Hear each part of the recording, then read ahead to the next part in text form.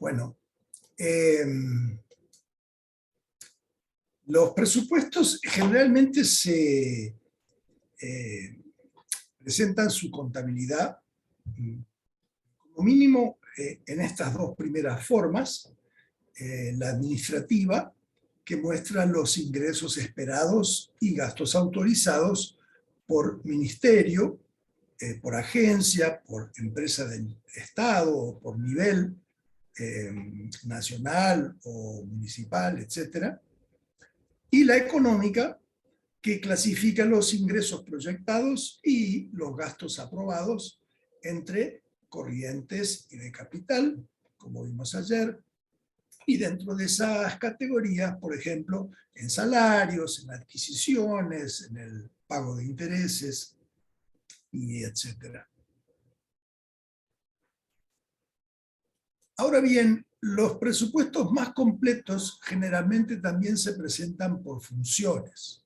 Por ejemplo, sumando cuánto se piensa recibir en impuestos a la propiedad o en impuestos a las ventas y cuánto se autoriza gastar en seguridad pública o en educación pública o en salud pública, por ejemplo. Pero los presupuestos más ideales, y es un ideal ya alcanzado por muchos países, son aquellos que también muestran ingresos y gastos por resultados. Por ejemplo, comprometen fondos para alcanzar una meta, tipo que el 80% de los niños que comenzaron completen su educación media, o fondos para lograr que una meta de que la demora promedio en cuando la gente llama a los bomberos y cuando los bomberos llegan a su destino no sea más de 10 minutos. Y aquí ustedes pueden ver que este proceso ya está en marcha, de acuerdo con esta noticia que salió en el MEF en agosto del año pasado, con la finalidad de que los funcionarios conozcan el manejo del presupuesto general de Estado por medio de esta nueva metodología. El MEF inició un proceso de capacitación denominado Desafíos de la Gestión Presupuestaria basada en resultados, y ya está en marcha un proceso de entrenamiento para los funcionarios propios del MEF y otros que contribuyen a generar y publicar datos para que se vayan preparando para poder organizar la información de una manera tal que uno pueda ver, inclusive que las autoridades del gobierno puedan ver el presupuesto por resultados. Aquí hay un artículo del año anterior donde se dice que el presupuesto del año pasado ya empieza a basarse en resultados medibles y refleja mayor transparencia y eficiencia.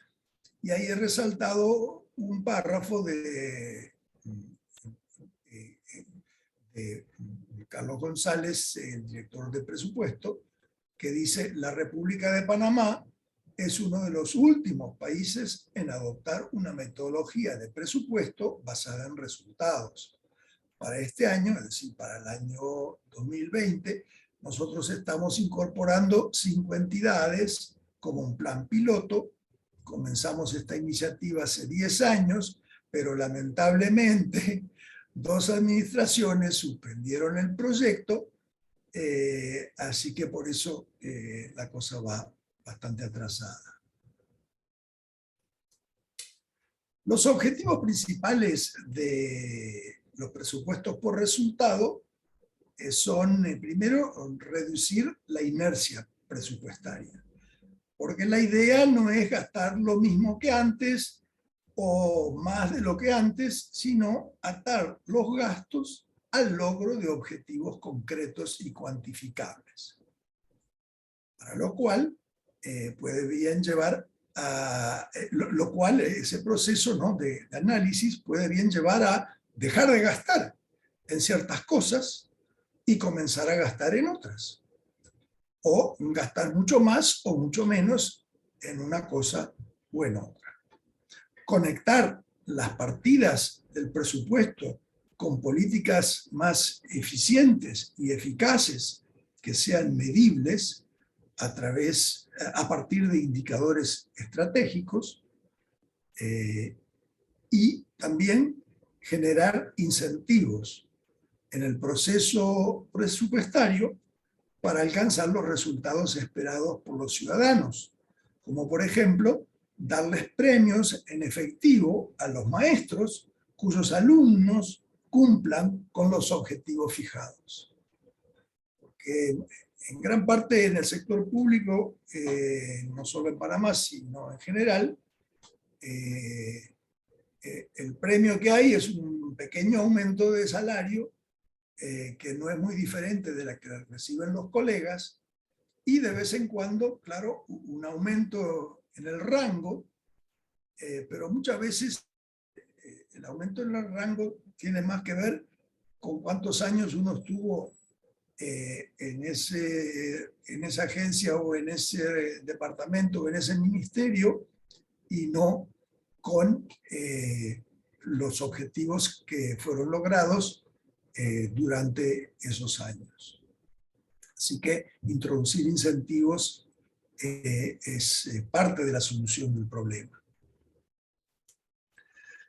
Realizar evaluaciones efectivas a través de indicadores de desempeño que generen buena información adecuada para la toma de decisiones presupuestarias, como preguntarle a los que entraron en contacto con policías cuál fue el grado de satisfacción con dicha interacción, y con todos estos ingredientes lograr que el presupuesto incida en la eficacia y eficiencia de la acción gubernamental, ¿no?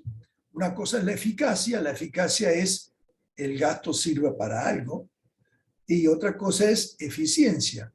Si el gasto se puede minimizar para llegar a ese mismo objetivo, o gastando lo que se gasta, si se puede llegar a un objetivo superior.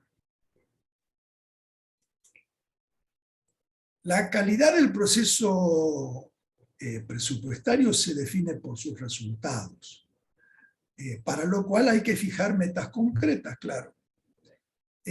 Como por ejemplo, si se observan mejores niveles de salud entre las personas atendidas por clínicas y hospitales públicos, ¿sí o no?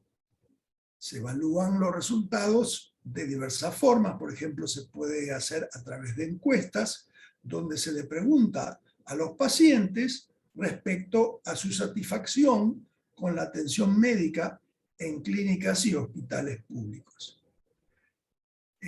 No sé en Panamá, pero por ejemplo aquí en Estados Unidos, en el sector privado, es decir, si uno va a una clínica privada o un hospital privado, o tiene una cita con el médico privado, en general uno recibe en el teléfono o por email una encuesta después preguntando qué tal estuvo la demora en ser visto, si lo vio un médico o no lo vio un médico, si está satisfecho, si el médico le escuchó, si el médico le explicó, si usted está satisfecho, en fin.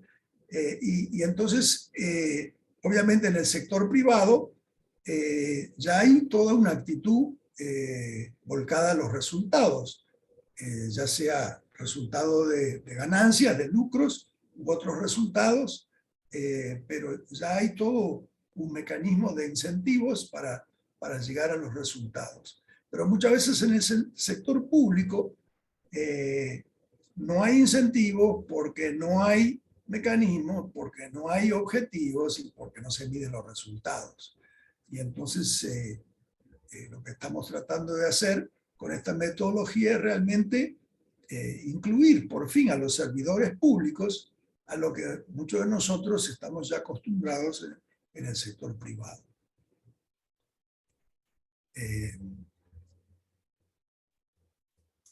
El avance de los resultados se cuantifica estableciendo un indicador que mida dimensiones como la eficacia o la cobertura.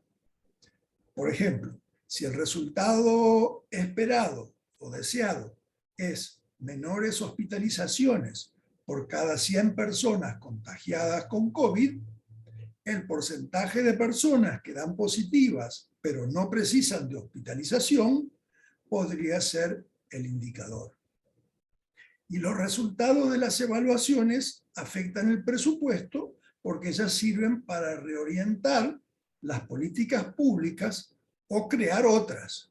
Por ejemplo, darle a los pobres una libreta con cupones para servicios de salud preventivos que puedan ser utilizados en clínicas públicas o privadas, en cuyo caso se les pagará a las clínicas por igual de acuerdo al número de cupones por ellas acumuladas.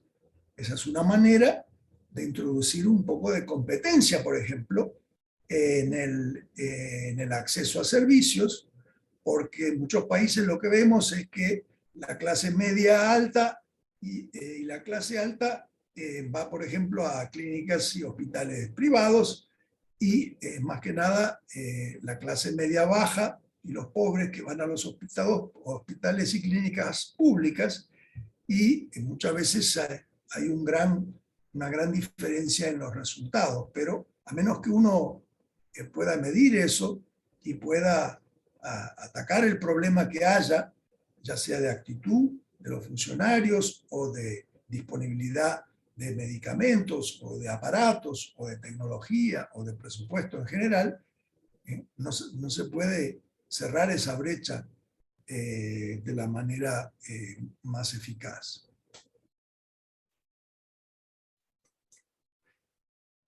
Ahora les quiero mencionar de algunos conceptos y experiencias útiles que no están necesariamente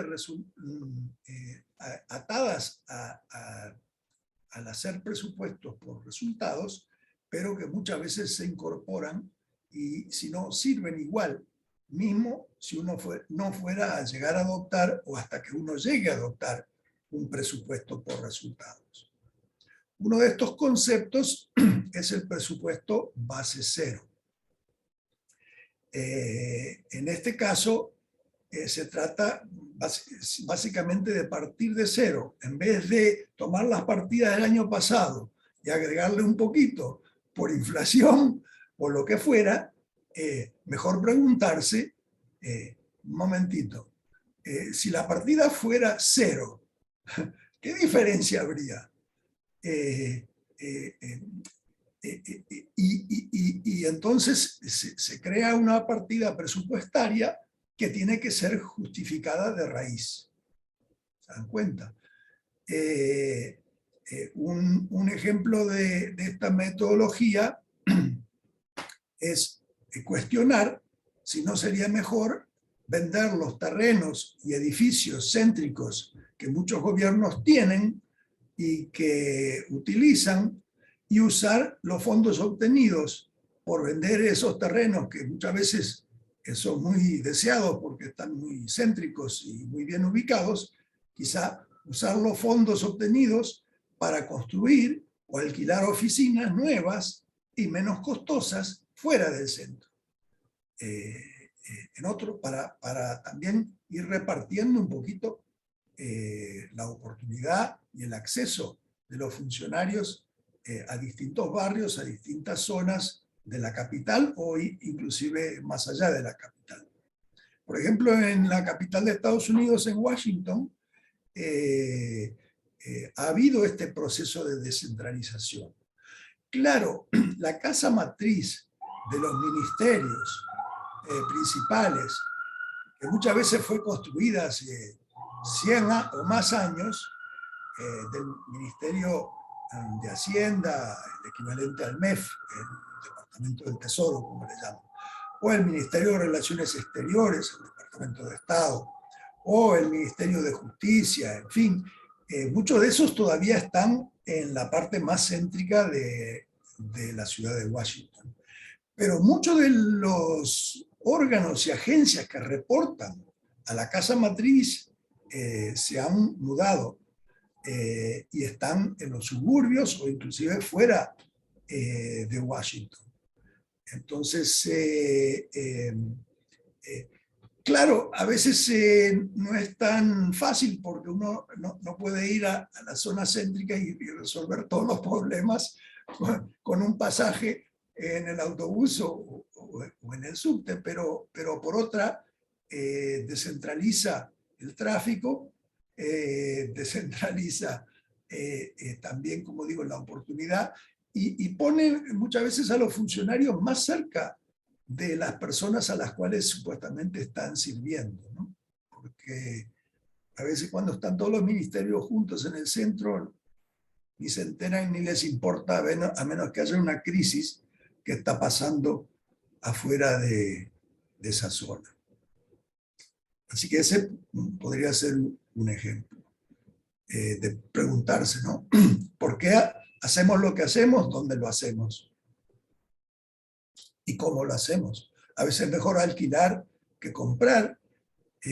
A veces es mejor mudarse a un lugar nuevo que seguir manteniendo un lugar viejo. En fin, hay que hacer los cálculos, hay que preguntarse por qué no. Este es un ejemplo de un presupuesto base cero que elaboró el gobierno de Puerto Rico para el año fiscal 2017-2018.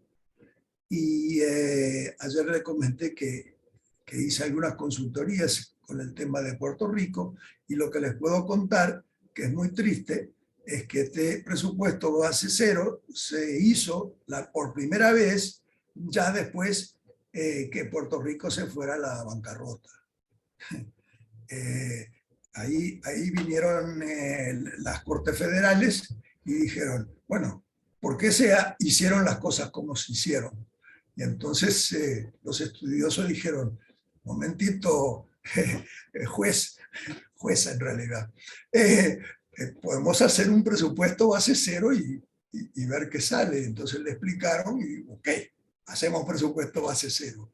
Y ahí se empezaron a preguntar por necesidad financiera, ¿no? Y ahí quedó claro de que había muchas agencias y dependencias de Puerto Rico de que eran innecesarias, o estaban pésimamente manejadas o pudieran ser tercerizadas y manejadas por el sector privado, etc. Entonces, ese es un concepto bastante extremo, como si ustedes se dan cuenta, pero yo creo de que nos sirve inclusive para nosotros, ¿no? Todos somos prisioneros de nuestra propia inercia. Y a veces tenemos que preguntarnos, ¿realmente me tengo que quedar aquí? ¿Me puedo conseguir un mejor puesto de trabajo? ¿O me puedo conseguir un mejor compañero o compañera o lo que sea? O los mismos amigos, nuevos amigos, en fin. Se llama presupuesto base cero. Ahora ya se van a acordar de él. El análisis de costo-beneficio. Bueno, esto es obviamente sopesar los costos y beneficios de lo que uno está por hacer. Un ejemplo es, hay mucho tráfico en una avenida y los peatones no pueden cruzarla muy bien, tienen que esperar mucho o tienen que exponerse a la posibilidad de ser arrematados por los vehículos. Hay muchos peatones que se han quedado heridos o han estado muertos y entonces molestan el tráfico. En fin, el tráfico no fluye bien, ya sea peatonal o vehicular. Y entonces la pregunta es si valdría la pena construir un túnel que usen los peatones o un puente para que usen los peatones. O quizá poner más semáforos, aunque eso obviamente afecta el flujo del tráfico vehicular.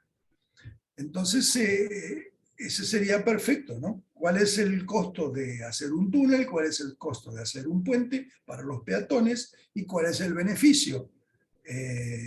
Quizá, por ejemplo, tener un puente que precisa de una escalera, sea un obstáculo para la gente con discapacidades, entonces hay que agregarle un elevador, pero si le agrega el elevador aumenta mucho el costo, en fin. Pero ese sería un buen caso, ¿no? Donde uno fija el objetivo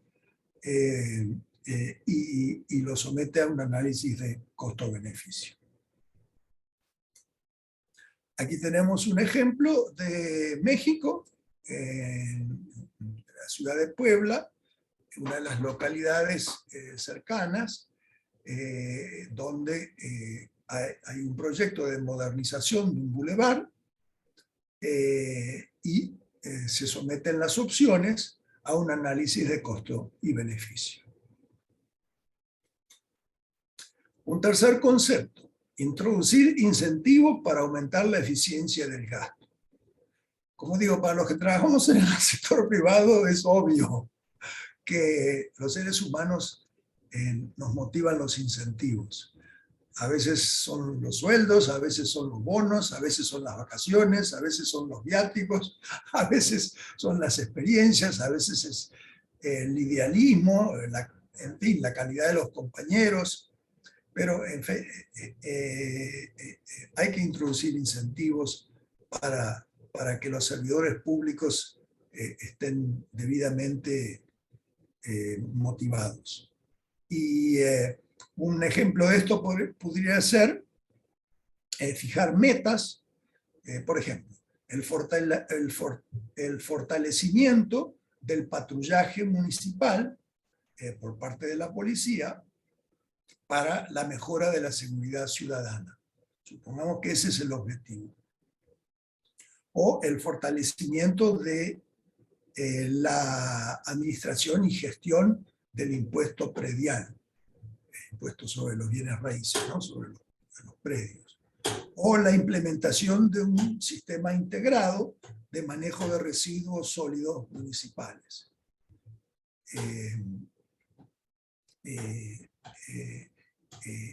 Una vez que uno fija un objetivo, entonces puede implementar incentivos, ya sea para bajar los costos o aumentar la producción o alcanzar mayores eficiencias o mayor eficacia, y esa es la idea.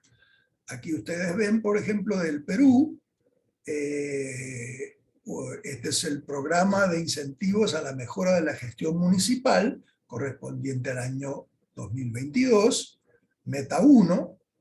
Meta 1 es exactamente fortalecimiento del patrullaje municipal para la mejora de la seguridad ciudadana, y ustedes ven ahí, no espero que miren la letra chica, ni siquiera yo la puedo ver, pero tiene decenas de páginas que explicitan incentivos para que se cumpla con este objetivo. Otro concepto importante son las contrataciones competitivas, ¿no? Ya sea para contratar empresas de construcción para hacer obras públicas, o contratar gente para la entrega de hojas de papel, o maquinaria, o computadoras, o pantallas, o lápices, o lo que fuera. Los procedimientos competitivos de contratación son muy importantes. El gobierno de Panamá tiene ahora los sitios Panamá Compra y Panamá en Obras para estos efectos, pero como veremos más adelante, ellos todavía no cumplen con los mejores estándares internacionales en cuanto a contrataciones competitivas. Y este principio obviamente se aplica también a las contrataciones de personal, ¿no? Hay lugares donde los parientes y los que lo apoyan políticamente, en fin, hay toda una situación que para conseguir un puesto vale más los contactos que uno tiene que lo que uno sabe hacer. Hablábamos, ¿no?, del Poder Judicial, donde creo que decía que el 90% de las personas no tenían un cargo permanente y no habían pasado por una competencia por mérito. Entonces, obviamente, le va a dar otra calidad y otro enfoque y otra actitud por parte del personal que si la contratación es competitiva. Hay muchos artículos y libros que tratan de explicar por qué algunos países se desarrollaron más rápidamente que otros y también por qué en algunos países el rol del Estado fue tanto más positivo que en otros países donde el rol del Estado fue neutro o negativo. Ciertamente una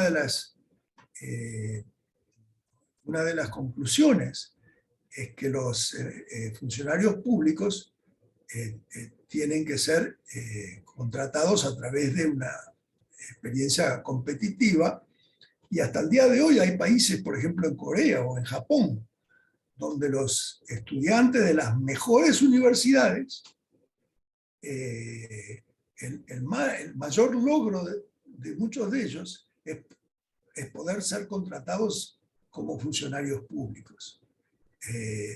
¿Por qué?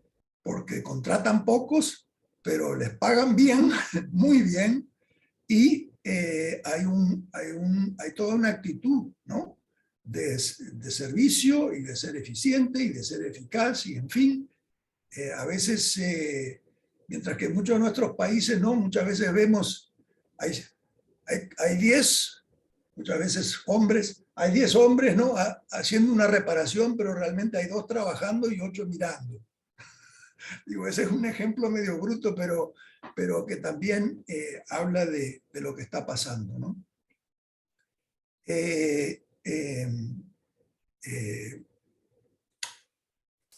Aquí les doy el ejemplo de un sitio que sí cumple con los mejores estándares. Chile Compra se llama.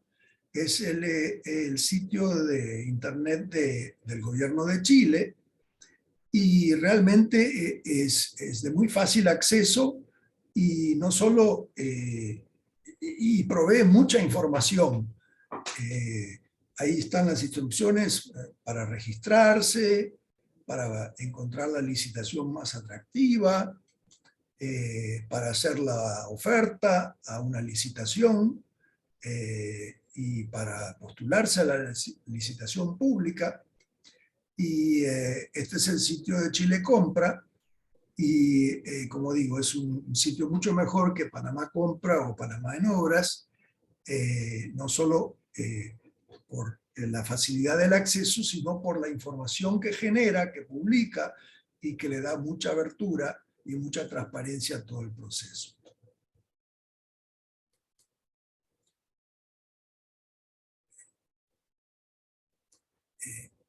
En casi todos los países, los funcionarios públicos de carrera tienen demasiada protección contra el despido por mal desempeño, y su remuneración y jerarquía tiende a ser muy inflexible, lo que mencionaba yo antes. Por ende, los sectores públicos tienden a ser mucho menos eficientes y eficaces de lo que pudieran ser, por lo que es recomendable evitar los monopolios gubernamentales y tercerizar funciones al sector privado si posible. Aquí tenemos un caso del Perú también, que lo mencioné, guía para la evaluación del desempeño laboral.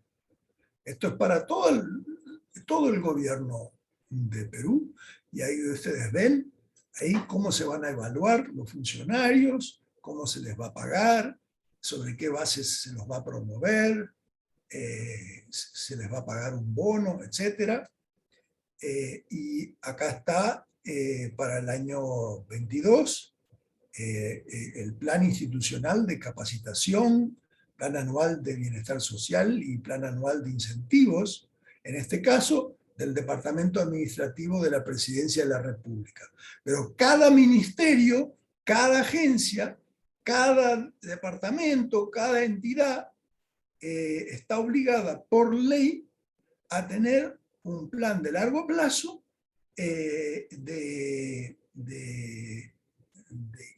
incentivar y evaluar, y etcétera, los funcionarios públicos, y también exactamente a los mejores funcionarios cómo se los va a identificar y qué se les va a dar de extra. Se les va a dar más vacaciones, se les va a pagar en efectivo un bono, se le va a dar un aumento mayor, etcétera. Cada entidad tiene que no solo identificar los objetivos y los resultados buscados, sino cómo va a incentivar a los funcionarios para alcanzarlos. ¿Qué va a hacer los que no funcionan bien y qué van a hacer con los que sí tienen un comportamiento excelente?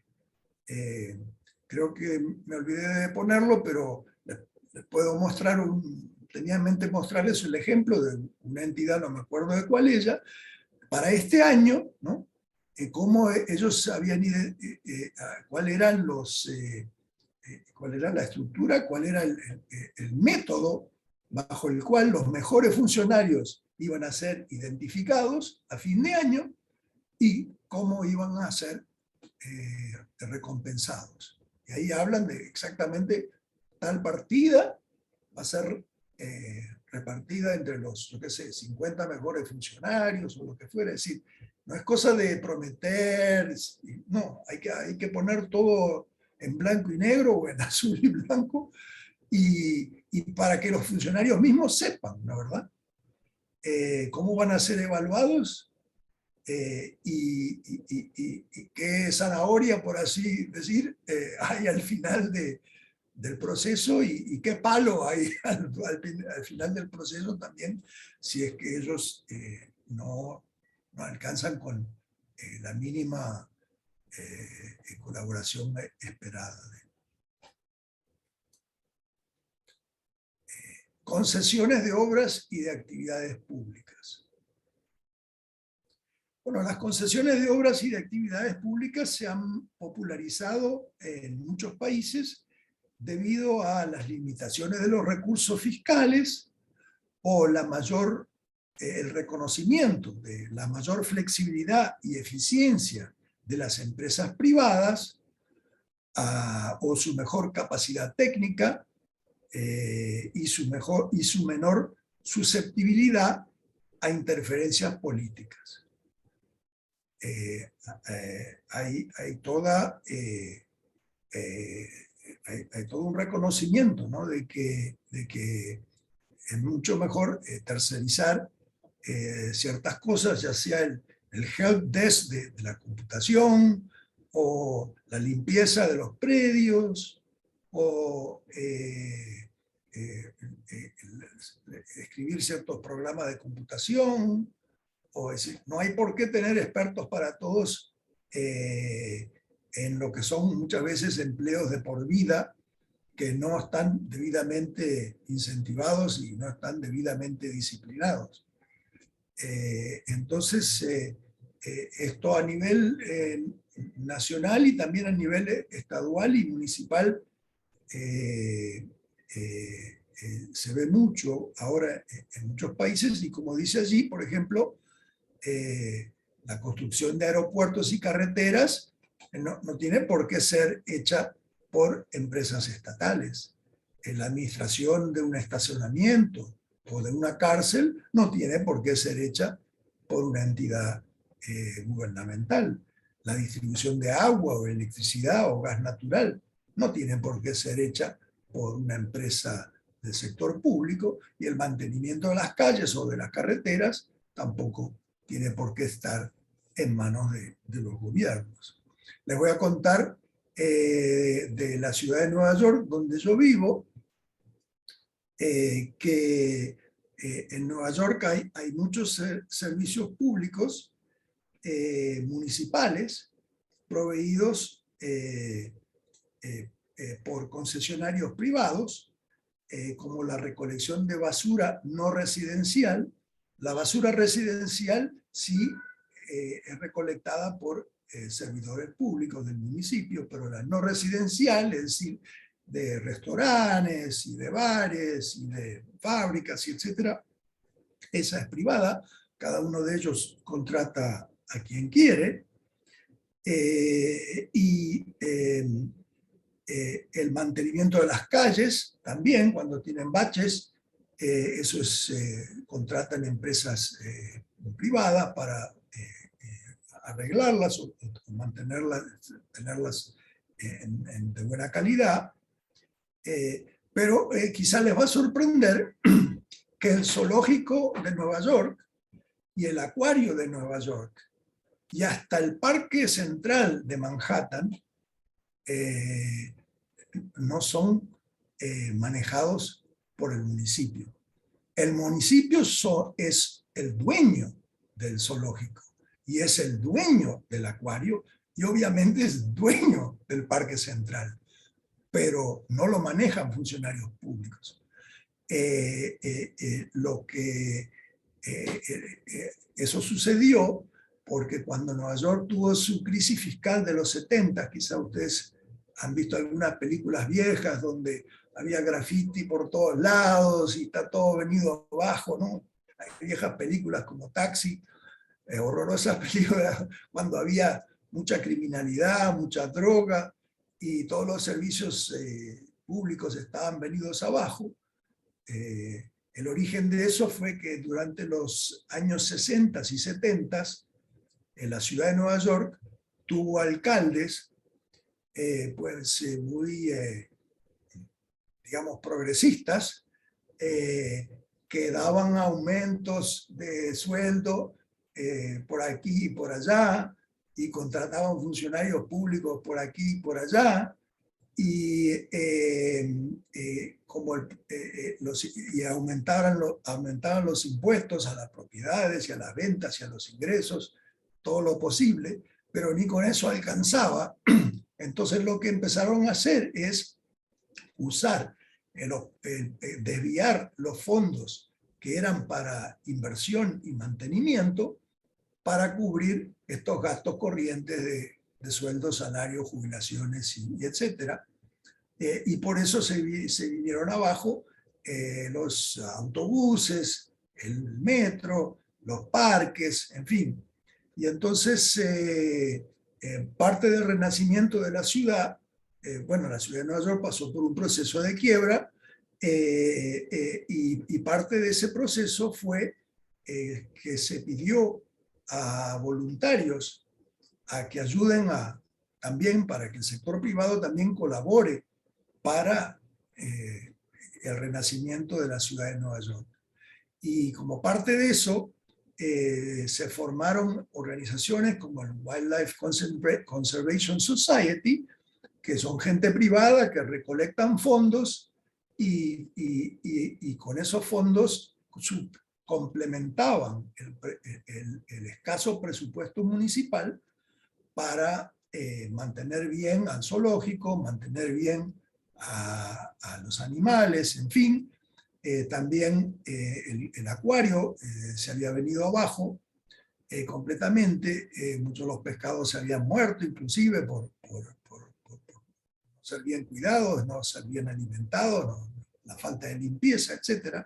Y el Parque Central también estaba muy venido abajo, había muchos árboles muertos, había mucho pasto mucha grama que no se cortaba, había flores que no se plantaban, en fin, basura. Y entonces, luego de una serie de años que estas entidades sin fin de lucro colaboraron con la municipalidad para un renacimiento de estas instituciones, por fin llegó un alcalde, el alcalde Giuliani, y después el alcalde Bloomberg, que eran progresistas, pero de otro modo, y ellos tomaron la decisión de que ¿por qué no ponemos a esta gente a cargo de esos lugares? Entonces, básicamente le dieron en concesión el manejo de estos íconos de Nueva York, y desde ese entonces, pues, no ha habido ningún problema, y uno encuentra pues funcionarios con mejores actitudes, mejor pagos, mejor motivados, etcétera. Así que prácticamente cualquier cosa que uno piense que solo el sector público lo puede hacer, la verdad, muchas veces, si no todas, el sector privado lo puede hacer también. Pudiera explayarme más: administración de justicia, seguridad, en fin. En muchos casos donde las cosas pueden cambiar para mejor. Panamá en un contexto internacional. Las mejores prácticas en la elaboración de los presupuestos gubernamentales y el mejor gerenciamiento de los gastos e ingresos públicos será directamente beneficioso para todos ustedes, pero ese proceso también tiene beneficios indirectos que quiero resaltar, al permitirle al país mejorar su reputación y su imagen en el exterior. Eso es especialmente importante, no para atraer el turismo solamente, sino porque para que la economía panameña siga creciendo, porque el país, como lo mencioné anteriormente, tiene que atraer los dólares del exterior para cubrir un crónico déficit comercial y para suplementar los escasos ahorros que el país genera, y por ende, para poder llevar a cabo inversiones públicas y privadas en general. Entonces, obviamente hay muchos inversionistas que no conocen Panamá, saben del canal, etcétera, pero ¿qué hacen? Se fijan en ciertos indicadores, a ver, en el ranking de Panamá, para esto, para lo otro, y ahí deciden si vale la pena visitar el país o no, y muchos de ellos dicen, no vale la pena. Así que es muy importante, ¿no? No solo cómo nos vemos nosotros, sino cómo nos ven. Y sobre esto quiero explayarme los últimos minutos que quedan. Un elemento de calificación del exterior son las llamadas agencias de calificación crediticia. Estas son las agencias tipo Fitch, Moody's, Standard & Poor's, y hay otras más chicas, que analizan los riesgos de repago de los bonos y otros títulos de deuda emitidos ya sea por empresas privadas o por entidades gubernamentales. Ellas evalúan el riesgo presente y futuro de cada emisor, cada deudor, y en base a ello emiten una calificación, una nota, para que los inversionistas puedan conocer el riesgo de impago que está involucrado. Las calificaciones otorgadas por estas agencias van de la más alta, a ustedes quizá habrán oído del AAA, el rango más alto, y el rango de ellos va de AAA a AA, a una A, triple B, doble B, una B, triple C, doble C, una C, y en casi todos los rangos hay, como ven aquí en este cuadro, A más, A menos, triple B más, triple B menos, etc. De manera de que no es una cosa de 1 a 10, es una cosa de C a triple A, con muchos matices entre medio. Pero me quiero enfocar en este rango de C a A, una A, porque es el que más sirve para el caso de Panamá y de países vecinos.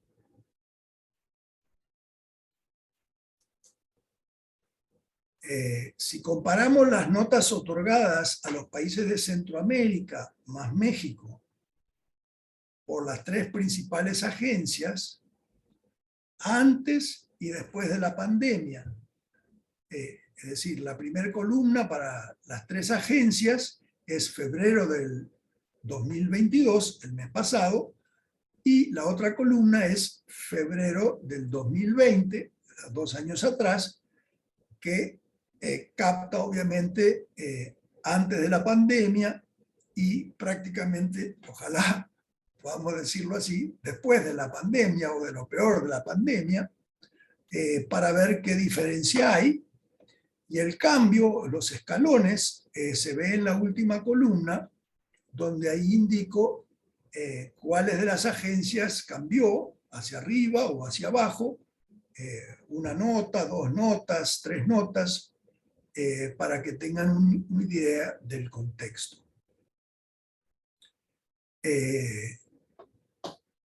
Se puede observar que con la excepción de Honduras y Nicaragua, que han permanecido constantes a un muy bajo nivel de una B, todas las demás han sido rebajadas en por lo menos un escalón, una nota. México y Panamá tenían y todavía tienen las mejores calificaciones de este grupo en el rango de triple B, porque 3 Bs es mejor que 2 Bs y 2 Bs es mejor que una B. México y Panamá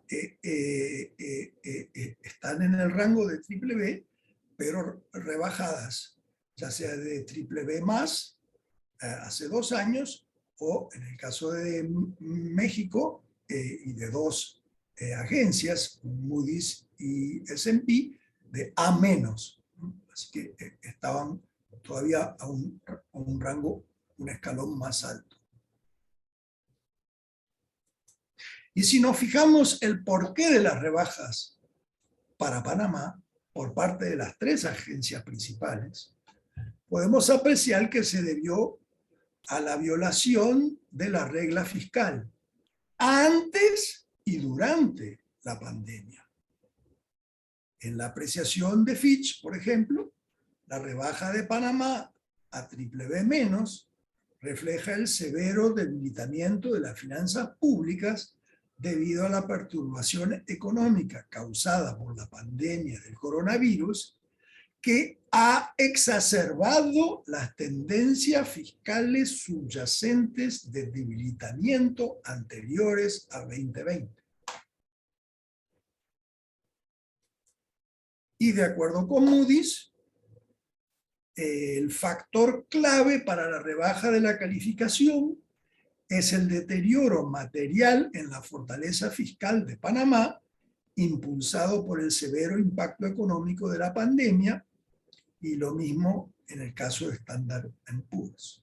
Ahora bien, como dijo Moody's, la mayoría de los gobiernos han experimentado alguna disminución en su fortaleza fiscal durante la pandemia, pero en el caso de Panamá, la erosión ha sido inusualmente grande en relación a sus pares de la calificación triple B, y como la rebaja en la calificación fue unánime por parte de las 3 grandes agencias, eso causó una merma del interés por parte de los inversionistas en comprar bonos del gobierno de Panamá, justamente en el peor momento, cuando el gobierno de Panamá quería gastar más y tenía una merma en la recaudación por los efectos sanitarios y económicos de la pandemia. Fue por eso que las autoridades tuvieron que recurrir al Fondo Monetario Internacional para obtener más de 500 millones de dólares en asistencia financiera de emergencia, lo vimos ayer, y también que hace un año hayan tenido que recurrir otra vez al FMI para obtener una línea de precaución y liquidez de 2.700 millones de dólares, aunque resalto, hasta la fecha no ha sido necesario desembolsar nada de este segundo préstamo. Y les puedo decir que si no fuera por el compromiso asumido por este gobierno de reducir el déficit fiscal del equivalente a más del 10% del producto en el 2020, a menos del 8% el año pasado, a 4% este año, y a cifras aún menores del año que viene en adelante, el gobierno no habría tenido cómo financiar los déficits relacionados con la pandemia. Fue ese compromiso de austeridad fiscal o de normalización fiscal el que abrió las puertas al FMI y que reanimó el interés de los inversionistas. Ustedes recordarán que ayer les mostré un comunicado del MEF donde decían cómo el año pasado ellos habían podido emitir bonos a tasas más bajas y a plazos más largos y repagar bonos a tasas más altas y plazos más cortos. Bueno, nada de eso hubiera pasado si no hubiera habido un compromiso con reimponer, por así decir, las viejas reglas fiscales y normalizar la situación del país antes que se descarrilara por completo.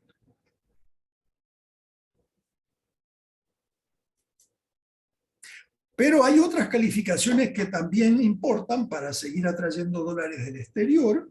Una de ellas es el índice de percepción de la corrupción confeccionado por Transparency International, y como verán, Panamá no está en la mitad superior de países, es decir, no está siquiera entre los primeros 90 de los 180 países calificados, sino que en lugar 105. Su ranking ha fluctuado un poco durante la última década, como se muestra allí, en la derecha, pero no ha mejorado y representa una mancha negra. No es casualidad que en el presente Plan de Acción Nacional del Gobierno Abierto hayan 10 menciones de la palabra corrupción con referencia al manejo poco transparente de las cuentas y los procesos presupuestarios. Obviamente, esa falta de transparencia no es madre de toda la corrupción que pudiera haber en Panamá, pero contribuye a ella. Las autoridades entienden que hay que mejorar esa calificación y en parte por eso están auspiciando reformas y la apertura del presupuesto, cosa que estamos viviendo, para disminuir la incidencia y la percepción de la corrupción y así beneficiar a la sociedad y mejorar la ubicación de Panamá en esta importante escala. Otra calificación que importa es la disponibilidad pública de hasta 8 documentos presupuestarios clave, los cuales son evaluados por la International Budget Partnership como parte de su índice de presupuesto abierto, Open Budget Index. El hecho que Panamá no ha elaborado o diseminado estos documentos significa que el país no figura en el mapa de esta organización, afectando negativamente su imagen. Ahora bien, el presente Plan de Acción Nacional de Gobierno Abierto se compromete a ir levantando la información para poder publicar el Open Budget Index en años futuros, y eso es algo que debemos aplaudir. Aquí verán que el primer día, el martes, cuando yo cubrí los principales puntos del Plan de Acción Nacional presente, había mención al Open Budget Index y a comenzar a levantar la información necesaria. Este índice de presupuesto abierto para América Latina, cuanto más alto, más transparencia. Niveles en el rango 61 a 100 se consideran aceptables y ahí ustedes pueden ver que para América Latina, por lo menos en esa escala de 0 a 100, Brasil y México son los únicos países que superan el 80, República Dominicana y Perú los únicos países que superan el 70, y Guatemala supera el 60. Todos los demás están por debajo, con rangos que se consideran mucho menos aceptables. Otra calificación que importa es el cumplimiento del estándar de datos de contratación abierta de la Open Contracting Partnership, que fuera creado para ayudar a aumentar la transparencia de las contrataciones gubernamentales. En este caso también, Panamá brilla por su ausencia, y eso pese a que hacen ya más de 15 años que fuera aprobada una ley explicitando la obligatoriedad de publicar en datos abiertos las compras públicas en todas sus etapas y en formato de contrataciones abiertas para mejorar los niveles de transparencia en el sistema de contrataciones públicas del Estado panameño. Además, existe una iniciativa que propicia la colaboración entre el gobierno, la industria y la sociedad civil para la divulgación de información de proyectos de infraestructura pública, la llamada COST Panamá. Lo bueno es que el presente Plan de Acción Nacional de Gobierno Abierto también se compromete a apoyar la implementación de un enfoque de contratación abierta que fortalezca la disponibilidad y el uso de los datos sobre compras públicas con énfasis en la infraestructura pública. La intención es cumplir antes de fin de este año, por lo menos con el estándar de contratación abierto de datos de infraestructura de la Open Contracting Partnership, haciendo uso de los antes mencionados sitios Panamá Compra y Panamá en Obras.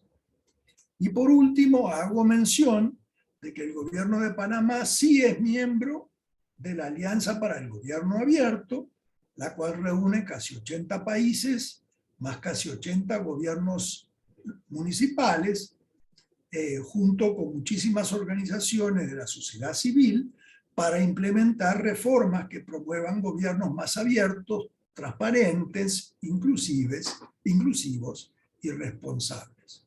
Y los planes de acción nacional del gobierno abierto, inclusive el presente, al cual tanto nos hemos referido, son fruto concreto de esa alianza. Y ahora termino con los 10 mandamientos de buena gobernanza presupuestaria, que los voy a leer uno por uno. Recomiendo que, bueno, no tienen que memorizarlo, pero en fin lo pueden consultar siempre que les haga falta. Número 1. Gestionar los presupuestos dentro de límites claros, creíbles y predecibles para la política fiscal. Segundo, alinear estrechamente los presupuestos con las prioridades estratégicas a mediano plazo del gobierno.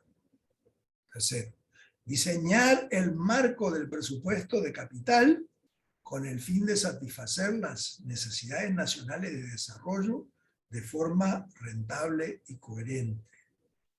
Cuarto, asegurar que los documentos y datos presupuestarios son abiertos, transparentes y accesibles. Quinto, propiciar un debate incluyente, participativo y realista sobre las alternativas presupuestarias. Sexto, presentar cuentas completas, exactas y fiables de las finanzas públicas. Séptimo, planificar, gestionar y supervisar activamente la ejecución del presupuesto. Octavo, garantizar que los resultados, la evaluación y el análisis de costo-beneficio formen parte integral del proceso presupuestario. Noveno, identificar, evaluar y gestionar con prudencia la sostenibilidad a largo plazo y otros riesgos fiscales. Y décimo, promover la integridad y calidad de las previsiones presupuestarias, los planes fiscales y la implementación presupuestaria, mediante un riguroso control de calidad que incluya una auditoría externa. Y con eso termino y podemos pasar a vuestras preguntas y respuestas. Muchas gracias, profesor. Antes de irnos a las preguntas y respuestas, prometo que esta es la última encuesta que les voy a mandar a todos. Hoy los he como bombardeado con las encuestas. Son las mismas preguntas que hicimos al inicio. Es nuevamente solamente para medir sus conocimientos al principio y al final. No es un test para ustedes, es una herramienta para nosotros, para medir la efectividad de la capacitación, del proyecto, del material que les hemos brindado hoy. Unas preguntas muy cortitas, unos minutos mientras nos preparamos y el profesor Arturo se prepara para las preguntas y los comentarios que ya les eché un vistazo y están muy interesantes.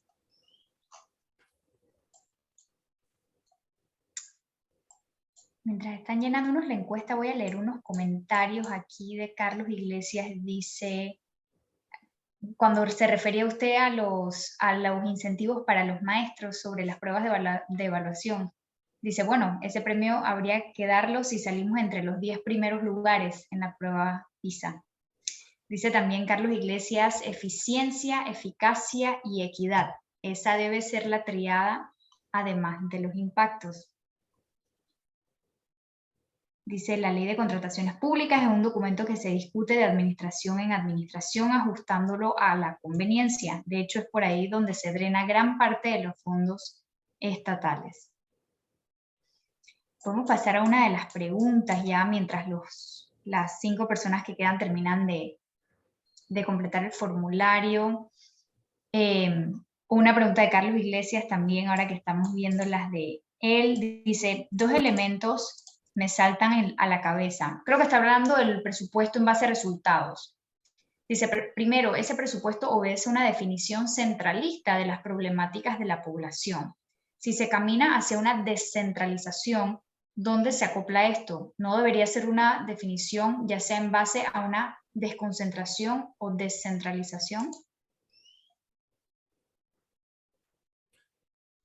Bueno, ¿cuánto concentrar o no concentrar las cosas? Obviamente es un tema que no tiene respuesta fácil.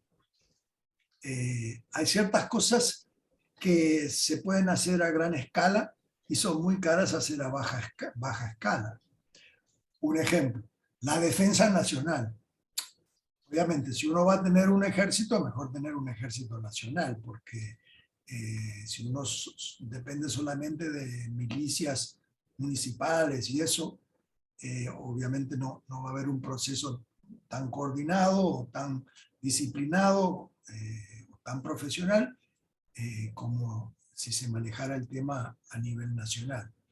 El control de las fronteras. En fin, se me ocurren algunas cosas que la uniformidad nacional es importante y donde probablemente hay que gerenciarlo desde el punto de vista nacional. Pero hay muchas cosas que se pueden descentralizar y como mencioné, hay muchas cosas que no las tiene que hacer el sector público, que se pueden tercerizar o se pueden dar en concesión al sector privado. Así que aunque sea a nivel nacional o sea municipal, todavía siempre está esa otra posibilidad, ¿verdad?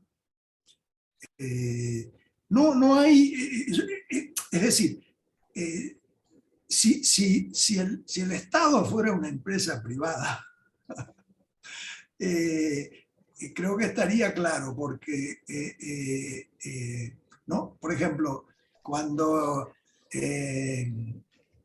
la Mercedes-Benz o la General Motors o Honda tienen que decidir cuántos modelos de automóviles fabricar, si fabricar camiones o solo automóviles, si fabricar motocicletas o no fabricar motocicletas, si tener puntos de venta en África o no tenerlos, etcétera, ¿no? Hay todo un proceso motivado por el fin de lucro que más o menos guía el proceso. A mí me tocó trabajar un privilegio en Wall Street, como casi 30 años, y vi muchas veces que funcionarios de todo rango iban a la plana mayor formulando ideas de proyectos que ellos tenían para hacer para contribuir a la rentabilidad de la empresa. Y en general la actitud era una de darle bienvenida a las nuevas ideas. Y si tenían sentido común y parecía un riesgo y un costo manejable, y etcétera, etcétera, se le daba la luz verde, pero claro, con un cronograma de que, bueno, esto tiene que dar rentabilidad luego de 2 años o luego de 3 años, tener objetivos muy claros, un plan muy claro, y también vi que muchos proyectos que no fructificaron, pues fueron eliminados, y muchas veces la persona con esa idea también fue eliminada. Es decir, había riesgos y había beneficios para todos los participantes, y estaba claro. Claro, un Estado por definición no puede guiarse por un fin de lucro. Tiene que, al igual que una organización sin fin de lucro, tiene que definir las cosas de otra manera, por resultados, por objetivos, etc. Pero yo creo de que así se tiene que plantear la cosa. Por ejemplo, la recolección de residuos, de basura, es algo mejor manejado a nivel nacional o mejor manejado a nivel municipal. En general se maneja a nivel municipal. También hay que tener en mente el tema del monopolio, ¿no? Los monopolios privados son problemáticos, pero los monopolios estatales son un desastre. Entonces, mejor tener, ¿no? Diversas empresas, públicas o privadas, recogiendo la basura o proveyendo quizás seguridad o lo que fuera, que tener una institución que tiene toda la responsabilidad sobre sus hombros, pero que también tiene el monopolio, no tiene competencia, no tiene nadie que le controle las cosas. Y entonces yo diría de que lo principal es no crear monopolios, y eso induce a tercerizar más cosas y hacer más cosas a nivel local que a nivel nacional. También está el argumento de que así como las empresas tienen sus accionistas y los accionistas disciplinan a la empresa al comprar o vender las acciones, en el caso de los gobiernos es mejor, si se puede, hacer las cosas a nivel municipal, porque todo el mundo sabe quién es el alcalde, pero casi nadie sabe quién es el ministro de Educación o el ministro de Planificación, y lo que mencionaba antes, ¿no? De que muchas veces los funcionarios a nivel nacional están todos trabajando en el centro, y no tienen ningún acercamiento con la población, mientras que a nivel municipal muchas veces uno encuentra muchos alcaldes buenos, con más facilidad que muchos ministros buenos. Y en esa misma línea, porque tenemos muchas preguntas para atender, sobre esa misma línea quiero leer unos comentarios y una pregunta sobre el tema de descentralización. Dice Sandra Escorcia Alvarado, habría entonces que tener más ciudadanos capacitados para esa descentralización de presupuestos. Y Luis Ríos dice, en el mismo sentido, ¿cree usted que Panamá es lo suficientemente pequeño como para descentralizar actividades que cumplen los ministerios? Bueno, lo primero es, obviamente, precisamos ciudadanos comprometidos, involucrados, interesados, ¿no? Así como hay gente que no se molesta en ir a votar, y esa es una irresponsabilidad. También el no interesarse en el presupuesto y fijarse hacia dónde van nuestros impuestos, también es una irresponsabilidad. Ahora bien, cuando hay mucha opacidad, uno no puede echarle la culpa a los ciudadanos porque no tienen nada para ver, no hay un presupuesto accesible, no hay un monitoreo, en fin, no hay lo que la gente busca, entonces es una cosa. Pero en general sí, es muy importante que la ciudadanía tenga interés, que los periodistas tengan interés, que los analistas económicos y políticos y estratégicos tengan interés, y para eso hay que darle las herramientas, es decir, hay que darle acceso a los datos, hay que abrir los libros, hay que tener auditorías externas, etcétera, y hay que tener todo un proceso de involucramiento como está contemplado bajo el proyecto de gobierno abierto. Ahora, si Panamá es demasiado chico como para descentralizar las cosas, yo diría que no. Ahora, no sé si eso necesariamente lleve a la abolición de los ministerios, pero hay cosas que hay que definir a alto nivel. Por ejemplo, les doy el caso de Estados Unidos. No que sea buen ejemplo de todo, pero solo para ver cómo se hacen las cosas. Yo nací, crecí en Uruguay. En Uruguay hay un Ministerio de Educación y en mis años tenía el monopolio de la educación, ¿sí? No se permitían universidades privadas, se permitían colegios primarios privados, pero nada más. Básicamente el Estado tenía el monopolio de la educación. Y entonces había una falta de relación total. Los maestros decían que ellos no tenían control sobre las cosas, que todo venía desde arriba, que enseñar qué textos usar, qué exigir, qué no exigir, etc. Era todo un proceso muy burocrático. En general, en muchos países, la mayoría de los países, hay un Ministerio de Educación y todas las escuelas públicas reportan a ese ministerio. En Estados Unidos es un modelo diferente. Nosotros tenemos un Ministerio de Educación, pero no está a cargo de ninguna escuela. Las escuelas públicas están a cargo de los municipios. Y por eso hay un proceso de competencia, donde los municipios tratan de atraer más población y hay competencia entre las escuelas y se publica.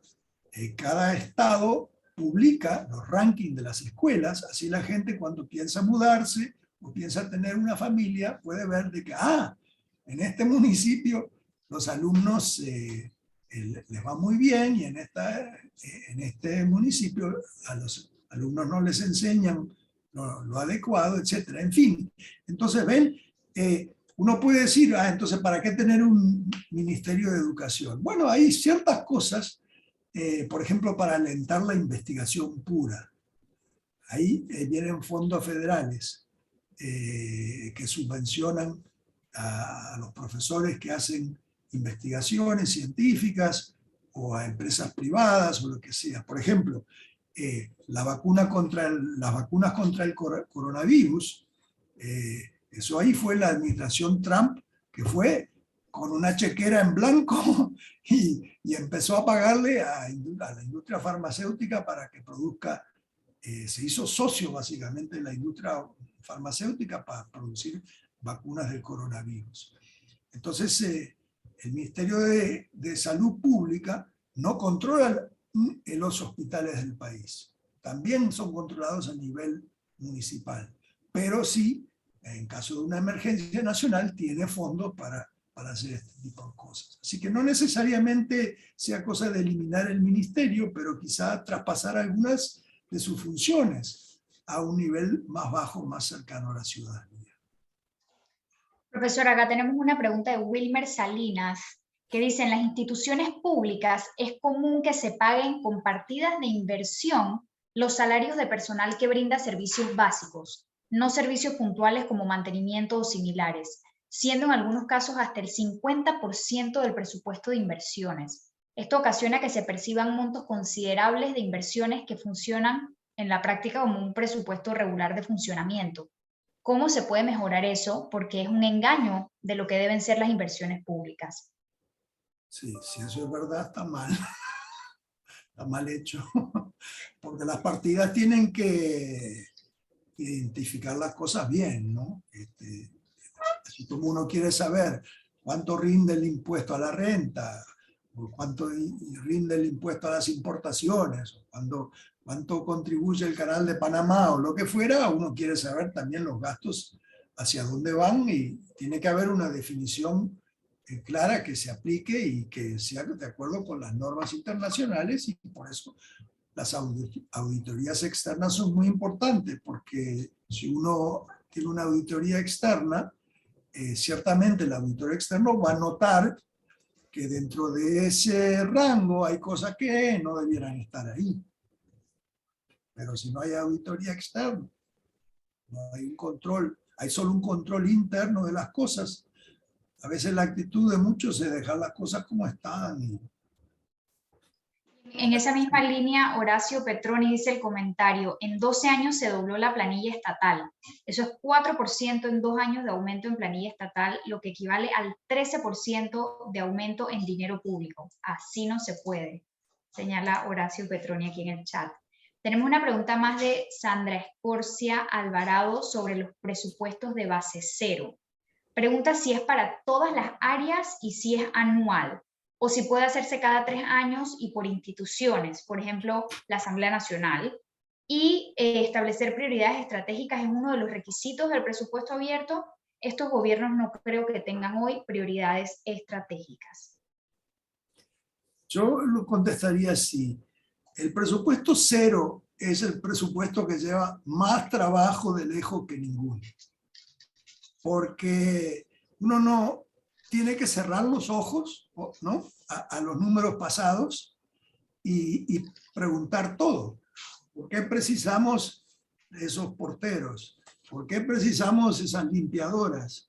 ¿Por qué precisamos esos maestros? ¿Por qué precisamos estos ingenieros? ¿Por qué precisamos esta maquinaria?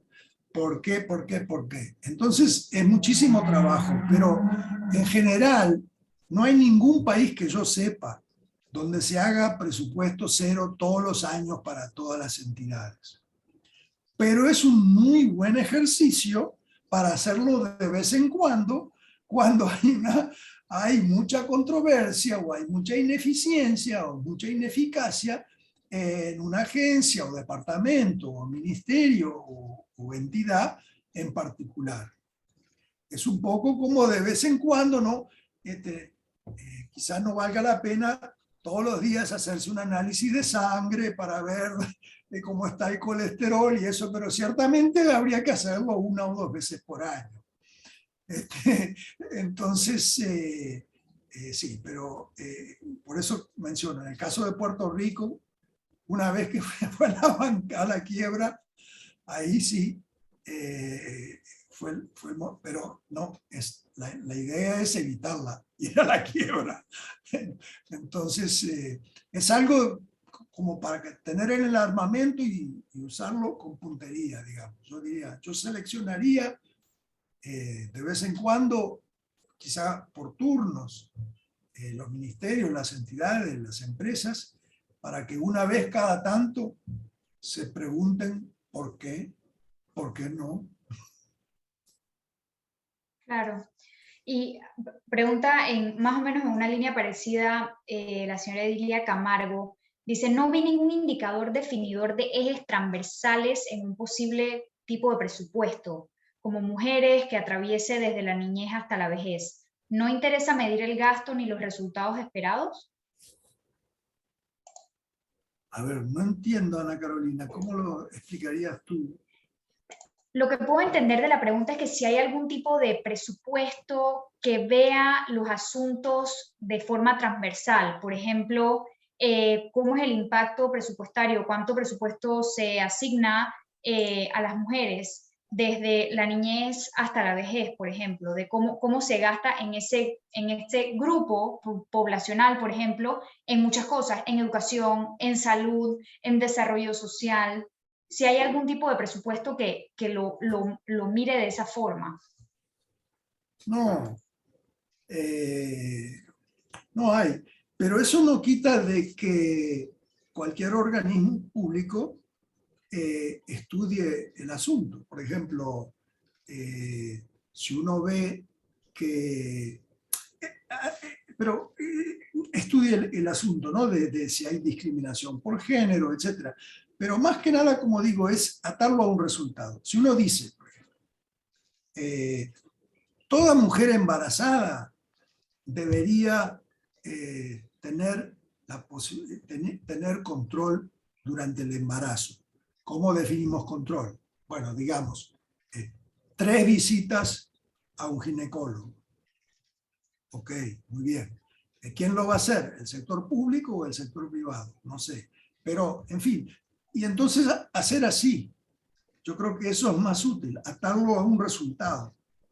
Porque, ¿de qué sirve decir de que después de años y años de trabajo, 54.3% del presupuesto de Panamá beneficia a los hombres y 48, no sé qué punto beneficia a las mujeres? Digo, ¿y eso qué? ¿No? Lo importante es que se sirvan, que se sirvan las necesidades y que se cumplan con los objetivos planteados. Hay algunas cosas para las cuales quizás las mujeres merecen más presupuesto, porque, por ejemplo, los hombres no quedamos embarazados. Entonces, en cuanto a control de la natalidad, de servicio médico, de atención obstétrica, etcétera, etcétera, las mujeres merecen tener más apoyo que los hombres. Obvio, ¿no? Pero quizá haya otras cosas que los hombres precisemos, no sé. Pero creo, como digo, mejor, en vez de buscar números en grande, mucho mejor buscar objetivos alcanzables, buscar resultados medibles y ahí sí aplicar quizá la preferencia por género o por edad o lo que sea. Tomemos el caso de por edad, ¿no? Obviamente el cuidado médico que los adolescentes precisan comparado con los bebés o comparado con los ancianos, nada que ver. Entonces sería ridículo decir de que no hay que discriminar en el gasto público tratamiento médico por edad. Claro que sí, porque la demanda es muy diferente, entonces la oferta tiene que adecuarse a eso. Sí, yo creo que al final del día es lo que estamos hablando, es tener la información disponible para que organizaciones de sociedad civil, para que entidades, distintas entidades del gobierno, por ejemplo, tal vez el Instituto de la Mujer, reciba esa información oportuna y sencilla del Ministerio de Economía y Finanzas, que es quien tiene las cifras, y diga, bueno, en las mujeres se invierte en todos estos ministerios, en estos renglones, ¿no? Es un poco lo que creo que usted está tratando de decir, ¿no? Y Claro, así, como digo, atarlo a un objetivo, atarlo a un resultado, es mucho mejor que hablar en grandes números que no dicen nada de por sí. claro. Y yo creo que, bueno, ya estamos varios minutos sobre la hora, pero la discusión estaba tan interesante que tuvimos que extenderlo unos minutos más, pero bueno, yo creo que ha sido Yo una... estoy dispuesto a quedarme unos minutos más. Si alguien quiere, el que se tenga que ir, que le den el certificado, en fin, no hay problema, pero Sí, sí, no, no hay no me quedo problema con si eso. quieren, con mucho gusto. Tenemos, por ejemplo, unos comentarios, dice Carlos Iglesias, el problema es que esos objetivos o resultados la asignación sería priorizada, pero en función de los intereses políticos de quienes la regentan. Al final se ve el presupuesto como un botín político, es nuestra realidad. Claro, pues, lo que estamos hablando aquí es de cambiar nuestra realidad, ¿verdad? De manera de que haya una discusión con la sociedad civil sobre en qué gastar, cómo gastarlo, etcétera, y sea una participación verdadera, no sea una cosa donde se aparecen 22 personas y le dan media hora para comentar y se acabó. No, hay que hacer las cosas bien, y algunos temas son grandes y se tienen que discutir por un periodo largo. No alcanza con una reunión vecinal. Sí. Y, por ejemplo, en el tema municipal que ha surgido mucho en la conversación de hoy, Facundo Clua pregunta su opinión sobre si los municipios deberían presentar sus presupuestos a la par que el gobierno central, porque en la práctica no está sucediendo en Panamá. No, claro. Y por eso que mencioné de que, por ejemplo, una de las entidades internacionales no solo tiene gobiernos nacionales como miembros, sino también tiene entidades locales, municipales o estaduales o provinciales. Es decir, la participación ciudadana en el presupuesto se debe cumplir a todo nivel. Y hay países donde hay transparencia a nivel nacional, pero no a nivel municipal, y al revés. Pero la idea es pues, aplicar una misma medida y una misma disciplina y una misma actitud a todos los presupuestos que nosotros los ciudadanos pagamos.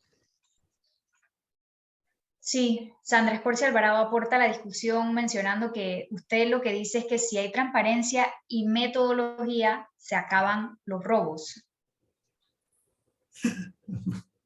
No, yo soy demasiado práctico como para pensar eso. Pero digo, hay rangos, ¿no? ¿Verdad? Por eso hay una escala, por ejemplo, de 0 a 100, ¿no? No hace falta tener 99. Tener 85 es mejor que tener 45 en esa escala. Tener una A es mejor que tener una B en esa otra escala. En fin, no podemos ser todos genios, no puede ser todo perfecto, etcétera, pero luchar por el mejoramiento, luchar por la perfección, luchar por la concreción de objetivos, el logro de resultados, la medición de cosas como la eficiencia y la eficacia, solo puede mejorar la situación. Sí, y bueno, yo creo que con estas reflexiones es importante pues ya dar por finalizado estos 3 días de capacitación, agradecerle al profesor Arturo por su tiempo y ya para cerrar tenemos unas palabras de cierre de Camille Yaguno Sigel en nombre de nuestra ONG aliada FSVC. Gracias, Ana Karina. Muchas gracias al profesor Arturo por todo su arduo trabajo para armar esta capacitación. Arturo es un experto voluntario y realizó esta capacitación pro bono. Gracias a todos por participar y hacer tantas preguntas geniales. Esperamos que esta capacitación les haya resultado útil y que los ayudó en su trabajo.